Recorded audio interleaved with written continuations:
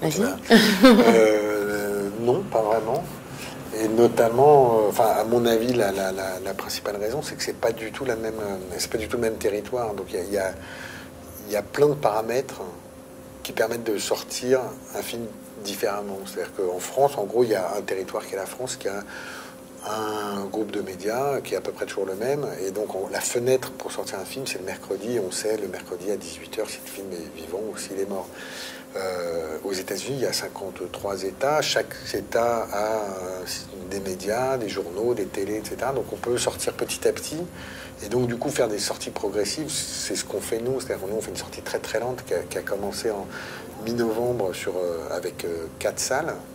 Et aujourd'hui, on est à 600 salles. Et l'idée, c'est de monter progressivement pour être au plus haut fin février. Donc, on monte comme ça sur plusieurs mois, ce qui est un truc qui est complètement différent. Ce qui veut dire qu'on est sur une promotion qui est très très très longue. Et voilà, donc ça c'est un des... Enfin, à mon avis, c'est le principal paramètre qui fait que tout change, parce qu'on peut établir plein de stratégies différentes. Puis même la promotion en elle-même, le rapport des artistes avec les médias, je le trouve différent, surtout par rapport à la télévision, parce que tout ce qui est journaux, internet, tout ça c'est à peu près pareil. Mais par exemple, donc Jean et moi on a fait des gros talk shows là-bas. Moi j'ai fait Hélène DeGeneres et Jay Leno, et lui il a fait Jimmy Fallon. Et alors c'est extrêmement préparé, c'est 2 appels. Le premier appel, on pose des questions, on veut savoir de quoi vous voulez parler, qu'est-ce que vous voulez mettre en avant.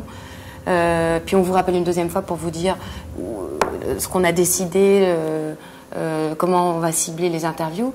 Et si vous voulez, vous arrivez sur le plateau, vous êtes extrêmement mis en valeur. On est là pour que vous puissiez parler et dire ce que vous avez envie de dire sur le film.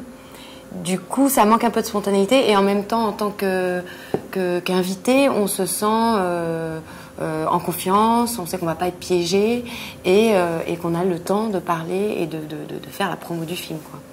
En France, c'est pas tout à fait comme ça. Est-ce que Hollywood est un village accueillant?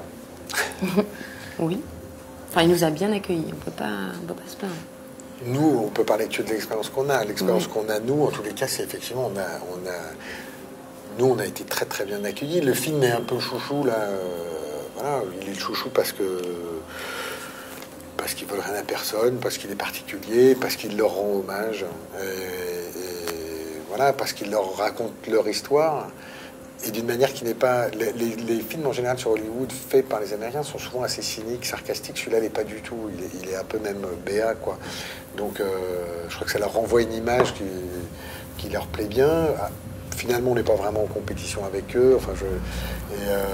Donc c'est vrai qu'on a été très très accueillis. En même temps, je me souviens que Dupontel m'avait dit une fois, les Américains, ils vous accueillent à bras ouverts, mais ils ne referment jamais les bras. Alors on verra. Mais pour le moment, on ne peut pas se plaindre. Non, mais pour l'instant, non, vraiment, on a eu que de la bienveillance, beaucoup de bienveillance, et que ce soit dans les gens qui travaillent dans l'industrie, le public, les journalistes, et les critiques. tout. On a été très bien accueillis. Très gâtés. Et qu'est-ce que vous attendez avec le plus d'impatience maintenant? Les Oscars, soyons honnêtes. Nominations, et puis les nominations demain. Je pense que ça va être un moment important et rigolo. Mais si on n'en a pas, par contre, vous passez pas ça, parce qu'on va vraiment... Et si on n'en a pas, eh ben... On peut faire la réponse B. Oui, la réponse B. Non, mais on verra. Non, mais c'est vrai que c'est un peu... En fait, quand on joue à un jeu comme ça, on se prend au jeu, en fait. Donc, ce qu'on fait ce que nous fait faire Harvey Weinstein, parce qu'il a la science de ce truc-là et nous, on l'a pas. Donc, vraiment, moi, je me considère aujourd'hui comme un peu un soldat de la Weinstein Company. On est dans cette logique d'aller chercher des nominations et tout ça. Donc, c'est vrai que on est en compétition, quoi. Moi, j'ai vécu 44 ans sans me soucier des Oscars. Hein, donc, c'est pas un besoin que j'ai. Mais l'envie a été créée. Donc, maintenant, oui, maintenant, on a envie d'y aller, du coup. Ouais. On est joueur, mais on est joueur, c'est vrai. Tu as raison. Hein. Est-ce que vous supportez toujours Huggy? Mais on le voit. Moi, je suis pas super chien. Je suis pas fan de chien, donc. Déjà, qui supporte mon chien? Difficilement, mais non, mais il est sympathique et tout. Comme personnage, c'est hyper intéressant, Huggy, par contre. J'ai découvert... Alors, parce qu'en fait, bon, je vais pas faire une théorie sur Huggy maintenant, mais en gros, pour moi, c'était un peu un gimmick, ce chien. Je trouvais ça mignon, sympa et tout ça, très d'époque, et je trouvais ça rigolo. J'avais pas pensé que c'était un personnage aussi central de tout le dispositif. Et quand j'ai vu à quel point il plaisait, j'ai essayé de me demander pourquoi. C'est pas que les gens c'est pas que parce qu'ils sont gaga devant des chiens. Il y a d'autres films avec des chiens. Et en fait, le rôle qu'il a dans tout le dispositif est en fait hyper intéressant. Et moi, j'ai appris beaucoup grâce à ce personnage-là, pas sur les chiens, mais sur les personnages secondaires.